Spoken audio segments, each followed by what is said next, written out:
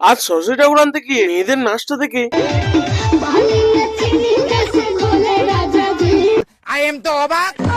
বিকেল বেলা গাড়ি নিয়ে পড়ার ঘরের সামনে এসে দেখি একদল বঙ্গনারী পরশারী। আর এদের দুজনকে দেখো।